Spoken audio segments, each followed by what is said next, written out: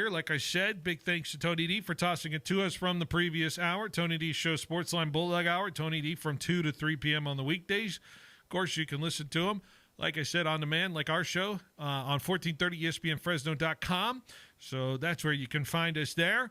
And plenty of different content to get you through the week. The Lee's Air Hotline's how you reach us, 559-320-1430, the way to get a hold of us on the show. 559-320-1430, the way to get a hold of us here today and throughout, of course, our time on the show. Lee's Air Hotline, also Lee's Air Weather Check, sponsored by Lee's Air Plumbing, Heating, and Roofing. 92 degrees and sunny. Felt a little warm today. Finally feeling that summer feeling. Going to be up there for a little bit this week, folks. 96 tomorrow, 96 Wednesday, 95 Thursday, 99 Friday. Folks, it's the summer. It's here. It's June. June turned the calendar, and June brought the temperatures. We are not wearing sweaters like we were last week. So get used to that. But, we've been waiting for it. I'm playing accordingly. I think you all have done that for your most part of your life. You've been living here for so long, right? So hopefully you're doing well. What do we got on the show docket today? Of course, we're going to react to the sports weekend. We got a finals matchup, folks. Spurs-Knicks. That's coming up on Wednesday on 790. Of course, we'll be covering the NBA Finals all throughout the next few weeks, potentially all the way to Game 7 in a couple weeks from now. So our show will definitely be following that. So much in the NFL news dropping today. We knew A.J. Brown would get traded at some point today, but my goodness, what the Rams pulled off today. We will talk about that as they acquire Myles Garrett. Holy cow. Lots to chew on there. Of course, we'll get you set for Giants baseball. Like I said, 4 o'clock. Men's soccer talk as well. A little college baseball playoff as well. All leading into what should be a jam-packed full hour of the show up until 4 o'clock today. So sit back, folks. It's going to feel fast-paced, so we got to get to it all here all throughout the day. Tanvir is going to be in here in just a moment, but we'll go to my producing side of things as well. Jorge is behind the glass. We got Gunner here as well, who's helping us out, of course. McKenna's hanging. We'll talk to McKenna later this week, of course. She's hanging for the time being. Of course, we got interns here for the summer. Jorge, how was your weekend? It was good. Good. I enjoyed it. Good. I washed my car. Wow. Finally. All right. There you go. Finally washed my car, so that It's was good. time to do the car washes, especially. I did it early in the morning because it had some really bad rain spots and a bunch of dirt. Yeah. Mainly Poland. Did you do the hand washing, or did you go through? Washing. Oh, you did the hose with the bucket, and you had the soap and the sponge. There's something tangibly nice about being able to claim that as your own job and duty, as opposed to just running it through the car wash at some place. So that feels great. The car wash probably did a better job, but anyways, I did it early because it was gonna be hot. So I don't want to be out there. No, you don't want to do it now. It will be brutal when it comes to that. Gunner, how was your weekend, man? My weekend was good. Obviously, you got that Game 7, Spurs-Knicks. Yeah. That was a blast. Congrats to CBC. Oh, yeah, that too. I forgot. CBC baseball was down there at Valley Strong. Watched that game. Yeah. It wasn't a thriller, but, I mean, it was fun to be on the winning side of that, I guess. Leave no doubt, all right? Not at all. I mean, run ruled in the championship game is – yeah, I mean, that's something for sure. There you go. Congrats to your brother, and congrats to, I'm sure, a lot of kids you guys on that team. A lot of my boys still out there. There you go. So congrats to CVC, and congrats to all the baseball champions we had over the weekend. Of course, it was phenomenal being a part of that and being able to broadcast Liberty's championship over Bullard. All of the champions this weekend. Congratulations to them. Tanvir's got a headset in. He's here now. Tanvir, how was your weekend? A lot of dopamine coming through this weekend. You had a successful hate watch from what I heard this weekend. Successful hate watch on Saturday, successful love watch on Sunday. It was just everything was going for me in terms of my sports viewing experience over the weekend. Started up a new, project that I'm excited to kind of work with friends with, and otherwise, just having a fun weekend. Yeah, you're staying active on the Twitter sphere and the Instagram sphere. I've seen that, so should be a lot of fun following that. But, of course, there's so much to react to from the sports weekend. So many storylines to get into. World Cup soccer in about 10 days from now. I got my printout of the schedule. I'm ready to lock in. That's when you know it's starting. I'm ready to lock in on watching every match. It's locked on European time. That's unfortunately. The layout I had that I found was 8 hours ahead. So I'm going to have to do the math in my head. But you know what? This is good. Just print out one that's like... I couldn't find one. He said, darn it, I printed out on British time. It's all in British time. That's a thing. I guess. Because I was like, why is the United States playing on the 13th? I thought it was playing on the 12th or something. But it said 13th at 2 a.m. And I'm like, oh. This is wrong. That's not correct. Folks, it's going to be exciting in U.S. men's soccer team. We'll talk about that later in the show. But where do we start with this show? I could go the NBA Finals route. I could go the NFL. I literally don't know where to go right now. What is the biggest storyline coming into today? Maybe we have to react to the immediate today because that feels like the headline news of it all. I'm switching the rundown, guys. It's just going to be one of those shows. Myles Garrett is a Los Angeles Ram. My goodness. I heard that on Rich Eisen. Rich Eisen made the announcement today. We were listening in the show in our office. Jorge and I were listening, and he was breaking the news to us, and I literally made a noise. I couldn't even believe what was going down. And the NFC West will have a little bit of a tougher task facing the LA Rams at this moment with Myles Garrett. Of course, the trade sending Jared Verse to the Cleveland Browns. Some picks sent over to Cleveland as well, and some pricey ones at that. But team control of maybe the best defensive end in football at the moment for the Los Angeles Rams. This feels like a big-time shaking move in the NFL, and it is hard to deny how good this Rams team could be this coming year. Tanvir, your reaction to the Rams acquiring Myles Garrett? Yeah, I think it's a human rights violation that the Cardinals are in this division at this point. I don't think that this is fair to them. But regardless of that, yeah, I mean, going all in is saying one thing, and just putting everything forward is another. And this is just another, notch with Les Snead and the Rams just trying to go all in for a second time. They did it in 2022, I think it was 21, and they got their Super Bowl, had a little bit of a slump, and a lot of people thought, well, they're not coming back for a long time. And lo and behold, get a couple all pros, get a couple of good players later in the draft, and you're right back where you need to be. And so I think that this is a phenomenal move for them. I think for the Browns, this is actually a really good move. You get three top, you get a first, second, and a third, plus Jared Verse. But there's no denying that Myles Garrett's to me, is the greatest defensive end of the 21st century.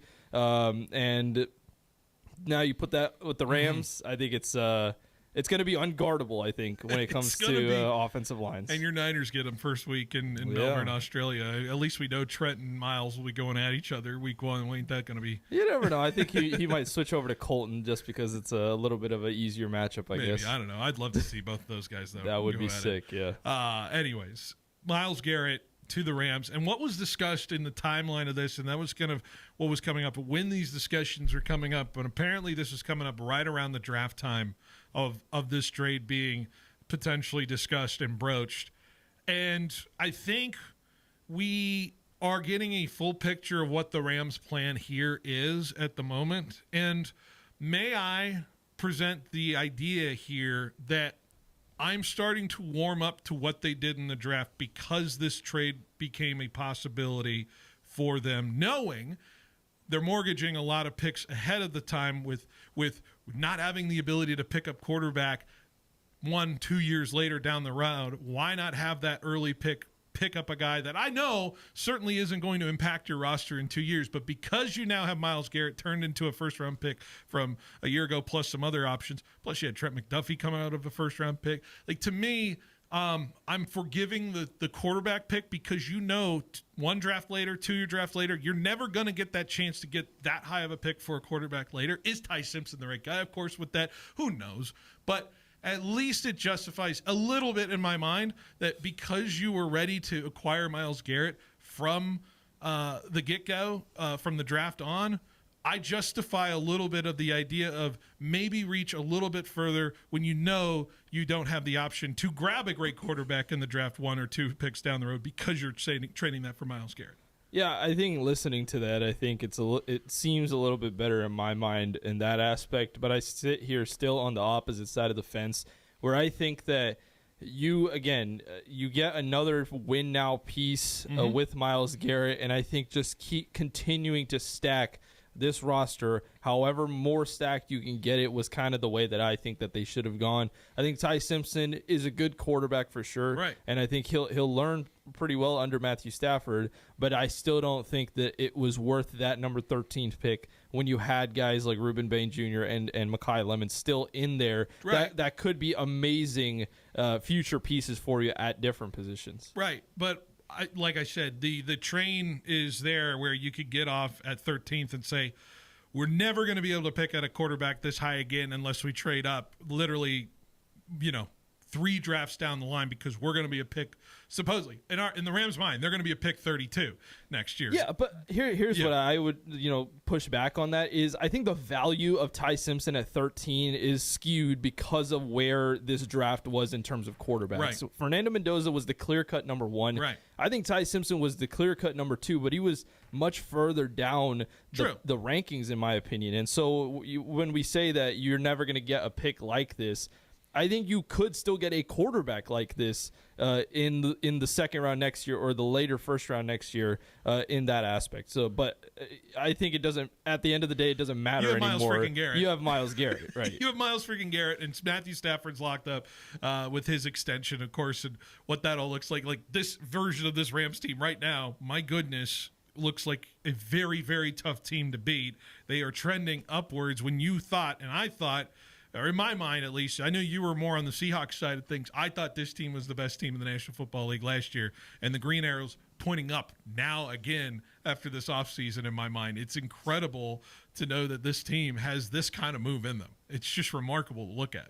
Well, I mean, this team isn't just the team to beat in the NFC. I think they're the wagon of the NFL at this point. I think I don't know if we're going to see this in the odds, but I think this deserves the amount of discrepancy between the first and second place teams in terms of the odds for Super Bowl champion. Because the gap that I see between the Los Angeles Rams and the next best team in terms of Super Bowl odds, which to me right now, what would you guess the odds are right now? I have the odds in front of me right at this very moment after the Myles Garrett trade. I wouldn't take even a gander. know. Take a gander. Where the plus 200 maybe, a little bit plus 600. Yeah, the Rams 600 are still. How far back do you think the Seahawks are? So Rams are 6-1.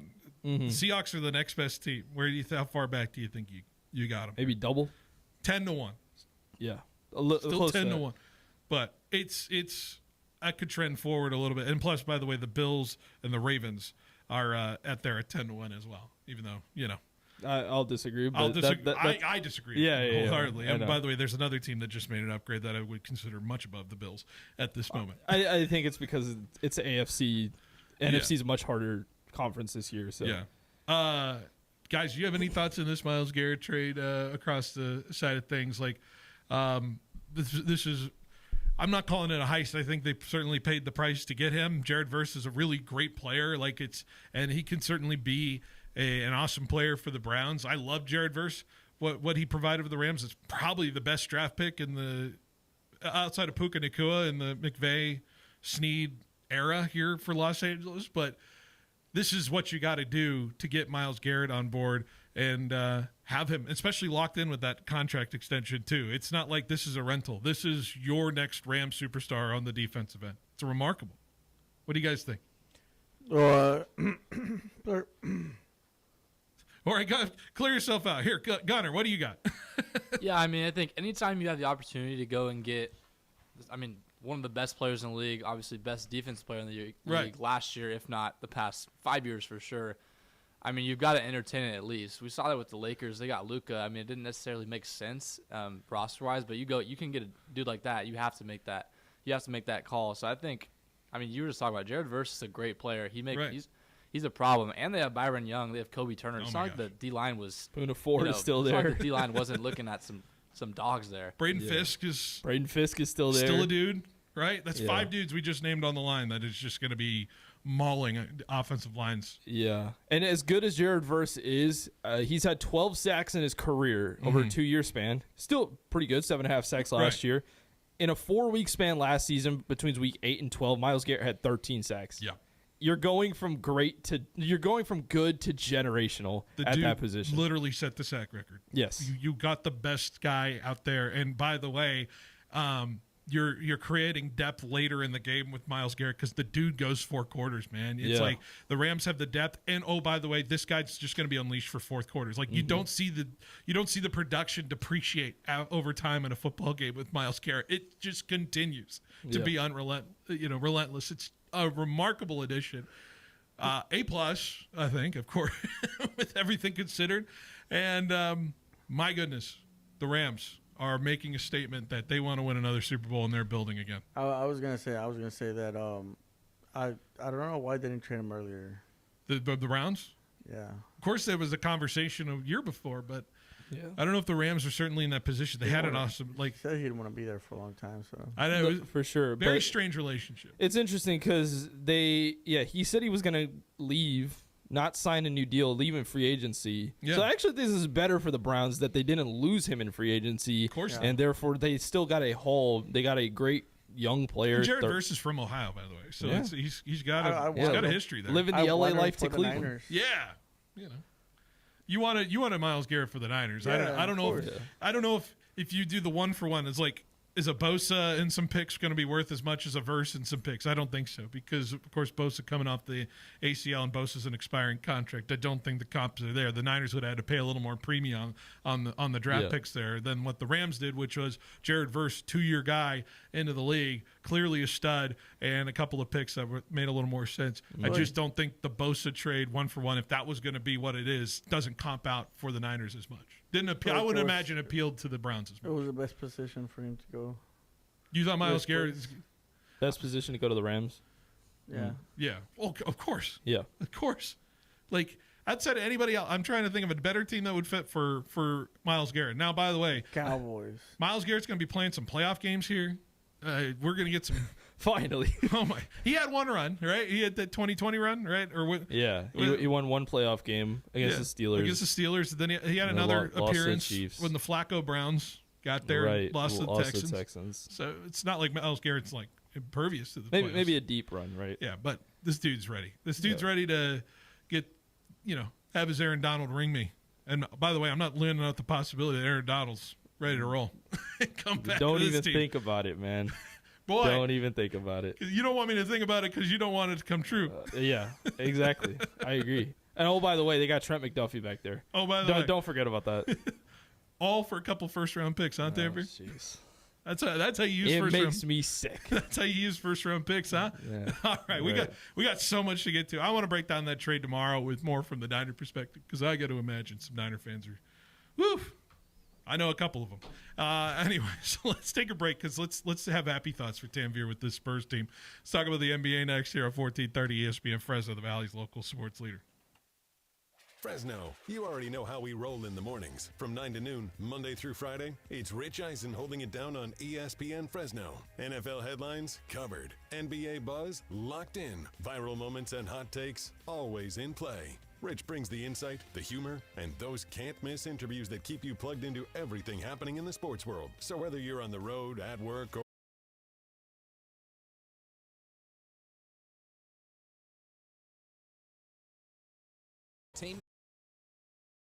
entertainment, baseball, and the largest fireworks show in the Central Valley. July 4th at Chuck Chansey Park, presented by Chuck Chansey Gold Resort Casino and ABC 30. These seats go fast. Get tickets at FresnoGrizzlies.com. Fresno Grizzlies baseball. It happens here. Now is a great time to review your company's retirement plan. Do you understand the advisory fees you're paying and the services you should be receiving? Is your current advisor making your life easier by handling all of those time-consuming questions from your employees and phone calls to your plan provider? Is your current advisor solely focused on company-sponsored retirement plans and able to keep up to date with ever-changing regulations so you feel confident that your plan is in compliance? Do you feel great about the investment options in your plan? Are you receiving quarterly updates on their performance? Employers who work with 401k specialists can answer yes to all of those questions. 401k Specialists is the dedicated retirement plan team powered by Thiessen-Duker Modern Wealth Management. Visit thiessen-duker.com to learn more about how we work differently so you can answer yes to those questions. The advisors of Thiessen-Duker Modern Wealth Management are registered representatives with and securities offered through LPL Financial, member FINRA SIPC. Spring and summer weddings, prom, graduation. Patrick James is your premier destination. Elegant tuxedos and suits for purchase or rental. We offer full-service tailoring on site, custom clothing offerings, and the West Coast's first Martin Dingman Lodge and Johnny O Shop and Shop. Please come in and experience the exemplary customer service and quality apparel carefully selected for you from all your favorite brands. Patrick James in Fig Garden Village or patrickjames.com. Started in Fresno and serving the Valley since 1962. The dealer in Dinuba that does. Yes, he does. Now's the time to upgrade your driveway before they're gone. Right now, get big savings on a powerful lineup of 2026 GMC Sierras and Denali's, plus Chevy Silverados and Suburbans, built for work, family, and everything in between. And remember, nobody customizes your ride like Ed Dina's. Inventory is moving fast, and these deals won't last. So step onto the lot today or online at eddinasautocenter.com. Bitcoin hit an all-time high on October 20th after the debut of the first U.S. Bitcoin futures ETF. Todd Alt, executive chairman of Alt Global Holdings and its subsidiary BitNile Incorporated. Here's my hot take on cryptocurrency. I think the Federal Reserve should buy $500 billion worth of Bitcoin and put it on the Reserve's balance sheet. Do I think they will? Of course not. I wouldn't be saying this if I didn't believe the blockchain represented the kind of disruptive technology that changes the way we make basic transactions in our lives. Economists warn that cryptocurrencies threaten global financial stability, and China has banned it. As for banning crypto like the Chinese did, there's no stuffing that genie back in the bottle. The lesson there is the more you try to stop Bitcoin, the more you justify its existence in the first place. Economists can say what they want. Bitcoin's here to stay. The views and opinions expressed in this article are those of the author and do not necessarily reflect the official policy or position of Alt Global Holdings and or BitNile, Inc.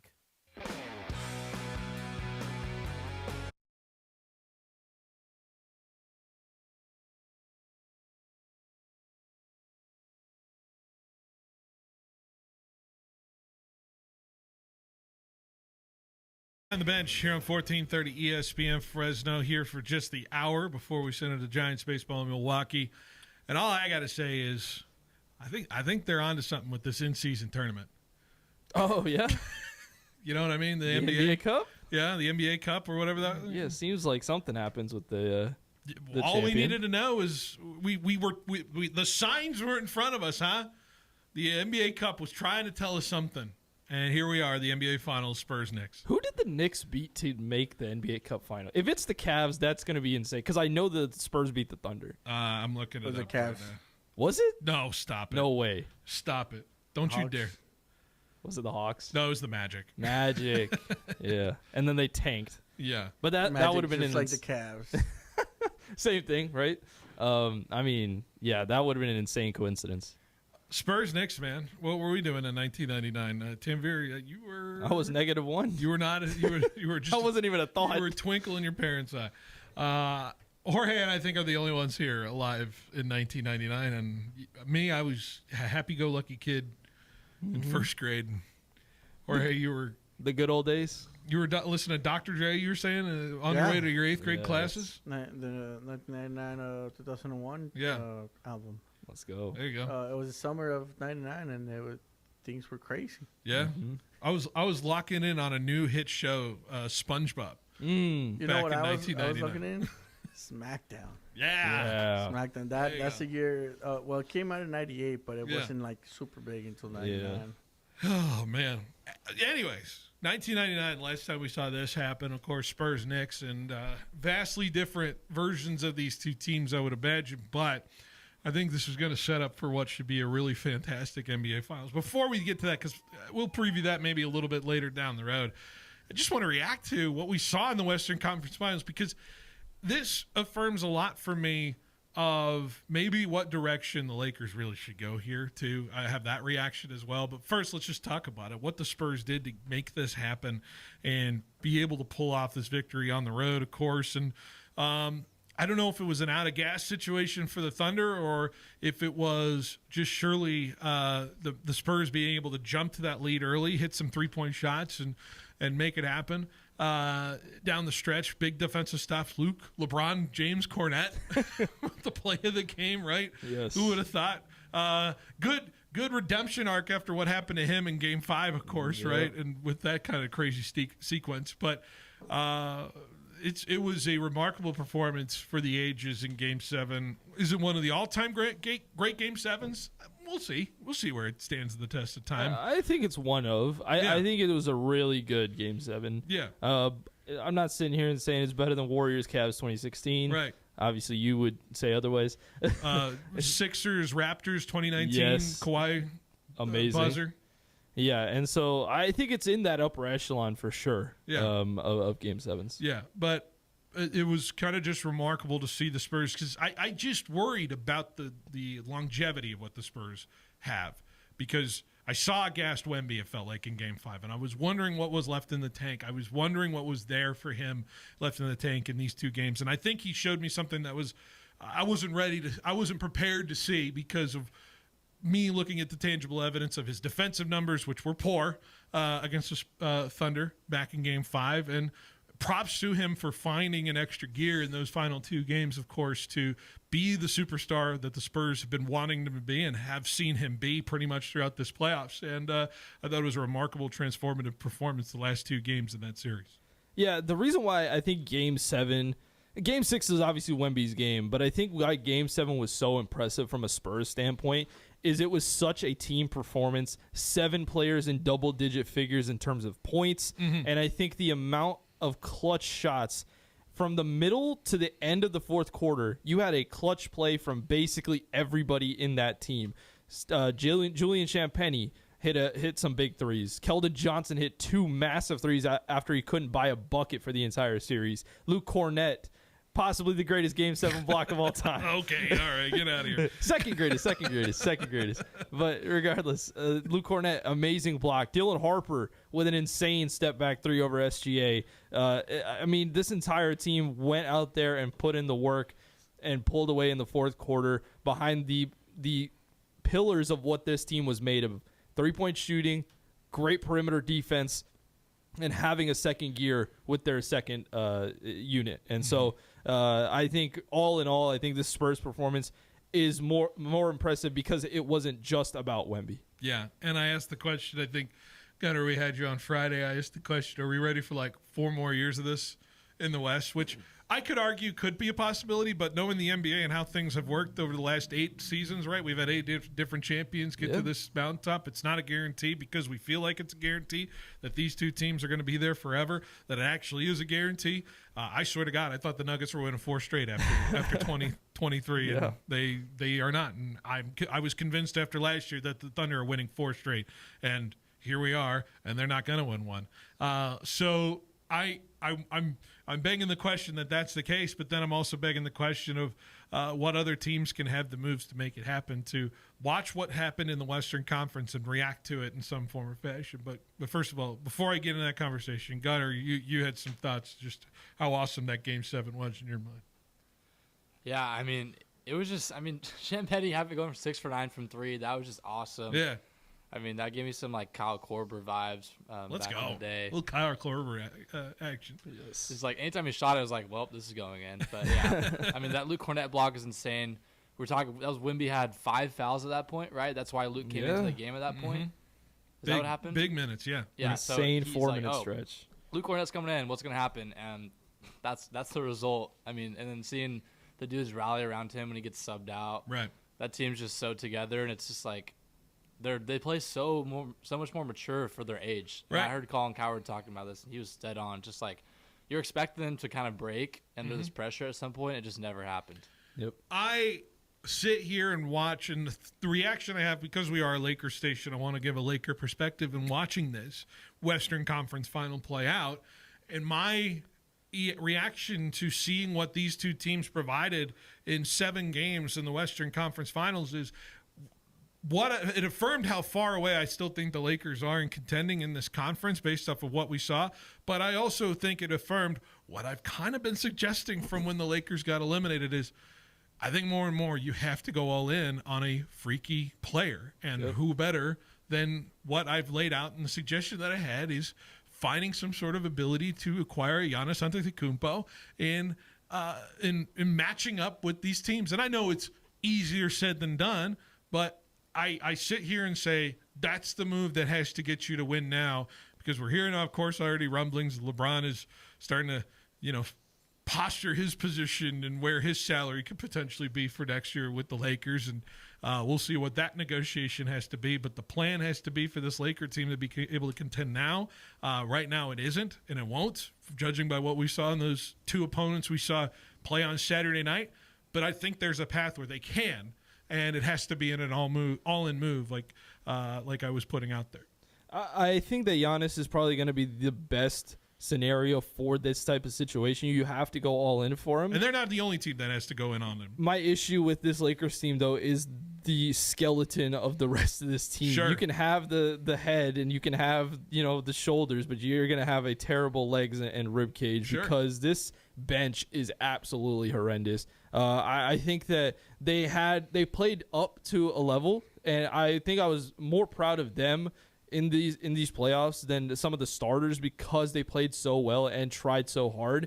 But in all reality, this bench is still not up to par, and that's what makes the Spurs and the Thunder also go. It's not just the SGA and Chet, horrendous performance, one of the worst performances I've ever seen. Yeah. But for the Spurs side, sorry, I saw somebody put a YouTube image who said I stuck into a playoff game, Game 7, and played center.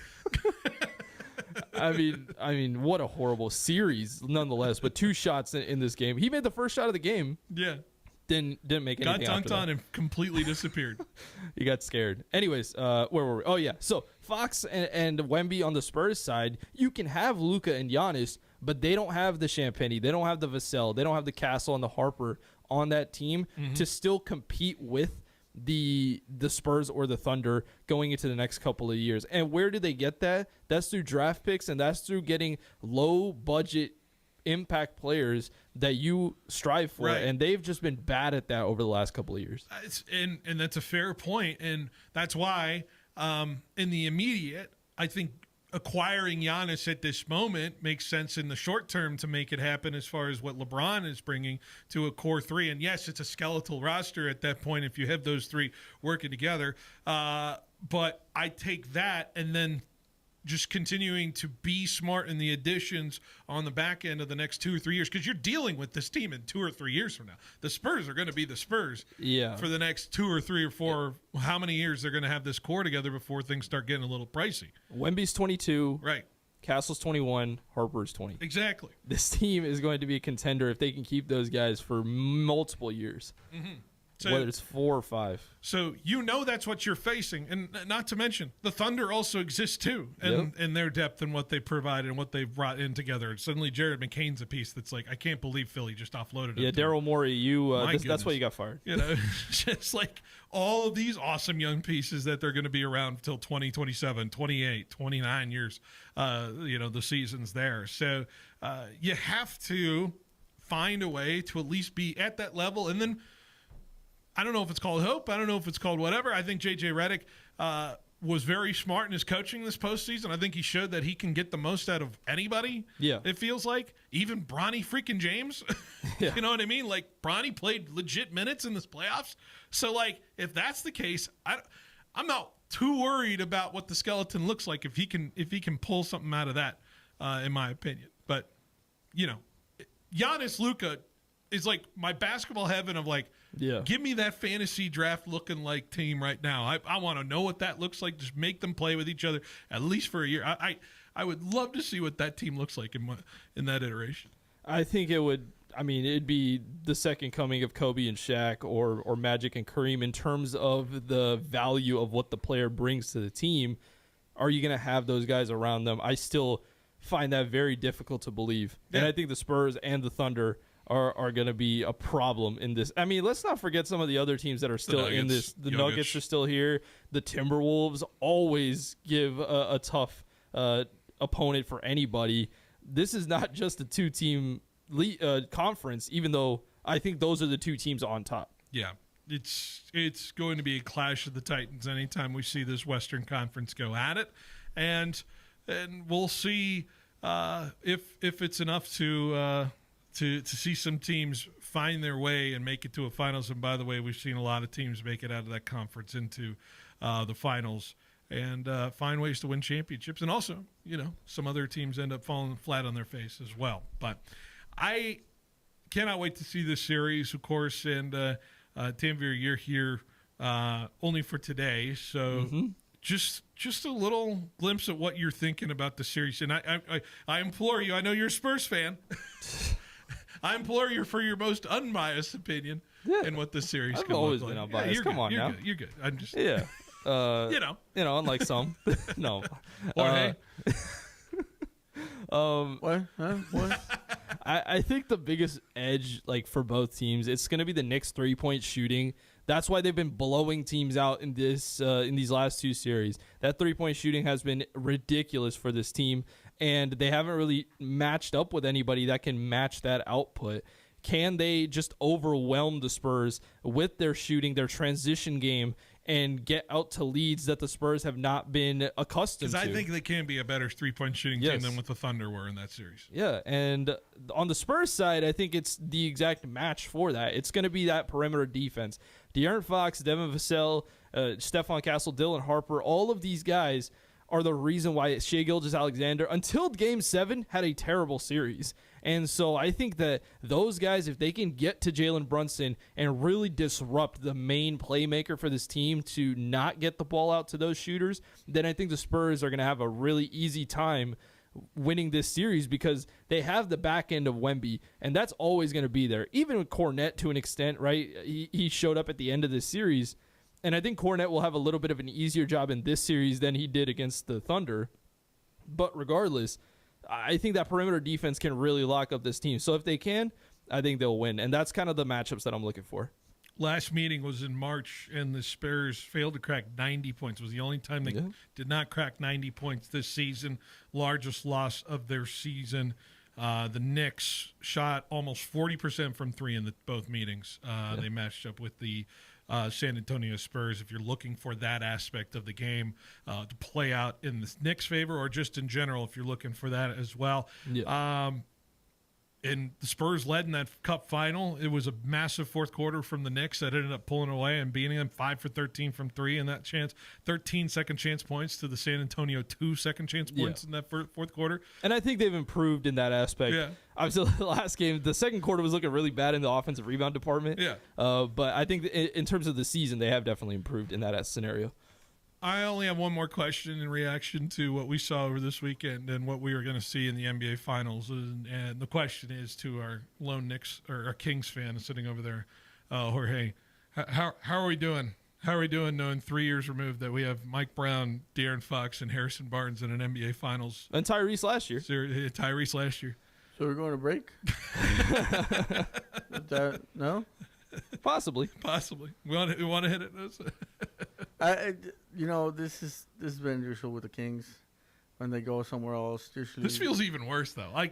This is as worse because it's three scenarios. Three dudes. Yeah. We had them all at once, and then we made the playoffs, and then all of a sudden I'm not throwing Harrison Barnes in there they were like we're too good for this. We're too good. We can't be this good. De'Aaron Fox certainly mattered to the grand scheme of making that Game 7 happen for the Knicks, or Kings, Spurs. So many things happening. Anyways, sorry for your loss, Jorge. The Kings will, 20 years from now, you'll be back lighting that beam. Yeah, I was going to say, I don't know which decade they'll be back, but they will be back. Some form or fashion. When Bronny Jr. is playing for y'all. I don't know. LeBron James the third. LeBron James the third.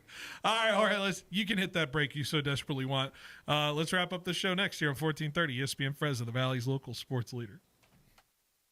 Citizens Business Bank is a proud sponsor of the Fresno State Bulldogs. Hi, I'm Susan Woosner, Senior Vice President and Manager of Citizens Business Bank in Fresno.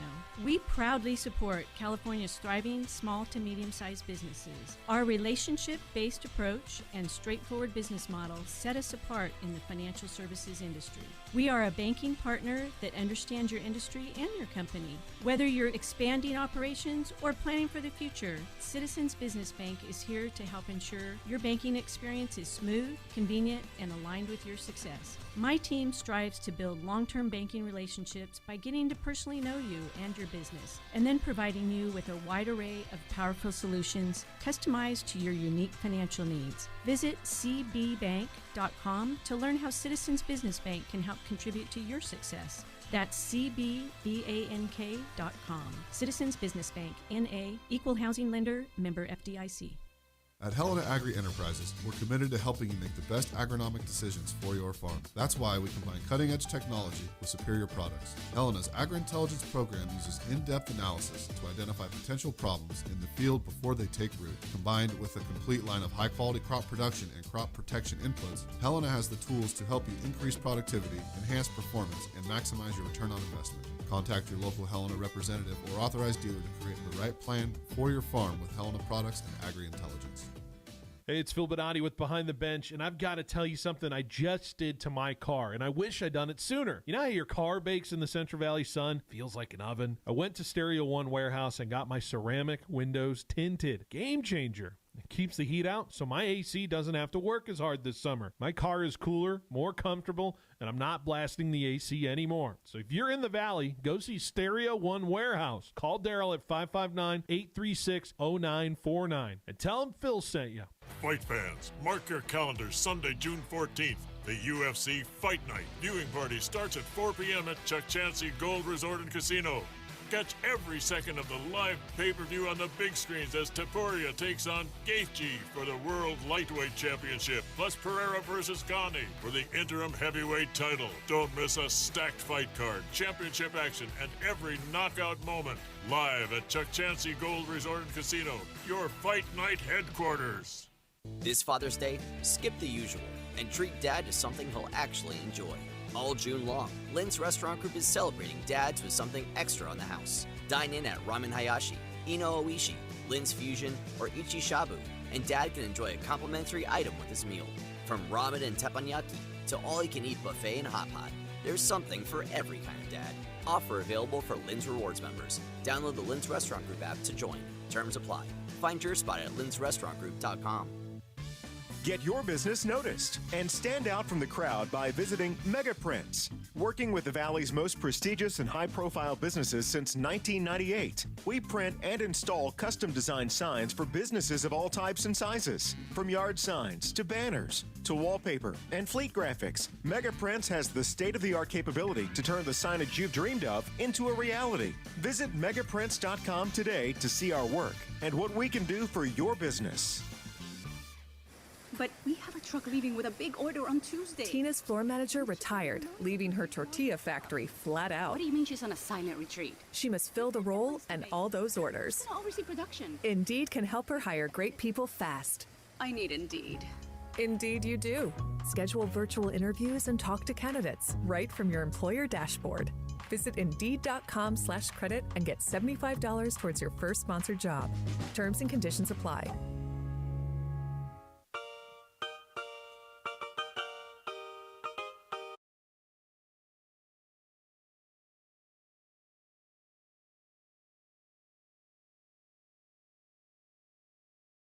Back to Behind the Bench here on 1430 ESPN Fresno, the Valley's local sports leader. We're almost out of here, sending you to Milwaukee for Giants and Brewers. You ever been to Milwaukee? No, I have not been to Milwaukee. I've never been to Milwaukee either. Jorge, you been to Milwaukee? No, I have not. All right. Gunnar, you ever been to Milwaukee? No, I have not, but I love that team name so much. The Brewers. The Brewers. And their jerseys are sick. Oh, my They God. I sing, could go on. They sing Roll Out the Barrel, right? What do you guys think of the logo? I love the logo. I know a lot of people love the logo. I think it's all right. The mitt? Yeah, the mitt is whatever. Yeah, I miss the nostalgia though. The mid 2000s, like with the wheat. Yeah. Brewers in the M. I thought that was my favorite logo. It looked like an actual brewery. Yeah, like with like actual gold in it. Yeah. Man, it was pretty sick. It's pretty cool. Giants get to play the Brewers 4 times. By the way, they're going to face Kyle Harrison tomorrow. Looking at, we'll talk more about that. Revenge game? Yeah, I'm ready. It's going to be 8 shutout innings from Kyle Harrison tomorrow. Can't wait for that. Tanvir, the U.S. men's soccer team played yesterday. They or did. 2 days ago. Sunday. Was it Sunday? Yeah. Was it yesterday? Yeah. Senegal? How many more friendlies? Is that what? Was that it? No, so there's one more friendly next Saturday. They're playing Germany in Soldier Field. Sick. In Chicago. Yeah. RAP to Soldier Field, which that's turning into something as well. But anyways, U.S. men's soccer team, 3-2 final over Senegal. Yeah. As an outsider fan, beating Senegal seems nice. Giving up 2 goals to Senegal, I'm a little like, huh? But overall, a win's a win. Is that the way I should approach this game I saw on Sunday? The only, I guess, point that you can make is Senegal didn't have everybody, but I will say Senegal, to me, is a top 15 team in this tournament.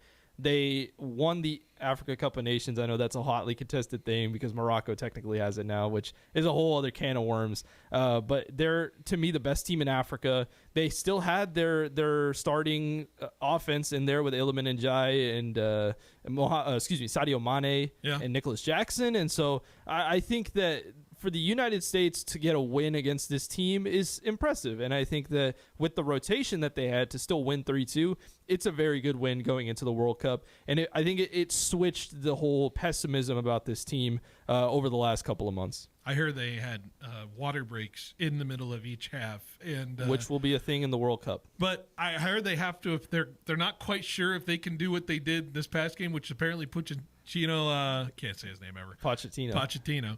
Held a laptop and was looking at game film in the middle of the first half. Well, it got approved. It did get approved. We're going to be doing some Phil breakdown during the World Cup. It's one of my favorite images I've ever seen in a soccer game. Is it that or like the selfie at the Oscars? They used to let the coaches smoke. Yeah. And down there. That's obviously got to be a thing in the early 1900s. Yeah, right? That's funny. All the way to the 90s. All the way into the 90s. All the way into the 90s. That's when they started. Yeah. They couldn't do it anymore. U.S. men's getting the win 3-2. Of course, that wasn't the most significant soccer result of the weekend. To mention that Paris is currently burning down at the moment. They're treating it like the Vancouver Canucks of 2010, where they won. And my favorite thing from the entire weekend is, I believe it was the next day, Arsenal held a parade. Yeah, they held for their Premier League championship. The saddest parade I think I've ever seen in the history of humanity. Why in the world did they schedule it after the Champions League final? I get it. They're training for a game, but that has to be the dumbest thing I've ever seen in the history. Their owner couldn't travel until that day. Yeah. Oh. But regardless of that, I mean, you kind of like, I think celebrations are for the end of the season, regardless of how much you did win. I'm not going to hate them for that. I think that's the right call. Just the visual of it's hilarious. It is quite a hilarious visual, though.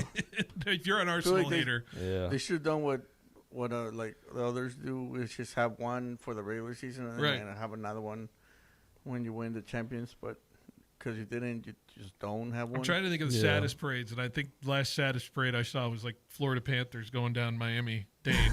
Just like tens of people were out there celebrating the Florida Panthers. Mm-hmm. Not a hockey city, is it? Not much. Not much. It's South Florida, man. I don't know what to tell you. Thank God they're not playing for it this year. Which we got Canes and Knights. Yeah, little sigh of non-ecstasy. I'll tell you what. I'll quit hockey if the Knights win this World Cup, man. Or not World Cup, the Stanley Cup. I mean, if they win the World Cup, I'm leaving. They win the World Cup. Get out of here. The Vegas Golden Knights. Oh, jeez. A team that finished essentially under 500 on the year. Just get it out of my screen. Canes and 5, please. The absolute difference in the hype for the NBA Finals between two very beloved teams versus the NHL Stanley Cup Finals between, well, one team that people don't necessarily like that much and another team that barely made it again. Got ripped out of its original city in Hartford, Connecticut, and used to be the Whalers. Now they're the Hurricanes. And what hockey culture is out there in Carolina? I don't know. What am I to say? Who am I to judge? So, anyways, outside of that, trying to think of some other things. The Giants still stink. They could have scored 190 runs yesterday. I still wouldn't have been convinced this weekend was a good one from Friday's calamity. Dude, I was at the Grizzlies game Friday night, and I look at my phone and I check, and I saw 6-3, bottom of the ninth. I'm like, all right, Giants are well on their way. I go to check my phone 10 minutes later, and I see they lose 8-6. Game-tying homer, game-winning homer. Are you kidding me? Was one of the most unbelievable. Like, I just started cackling next to my father, and he's like, "What happened?" I'm like, "The Giants did it again. The Giants did it again." It's the, the Phil Bonatti wagon, the haters wagon, the hater wagon. Yeah, Jorge's starting to create the hater wagon. Right on time. They're right on time. You can start calling it that if you create imaging for it.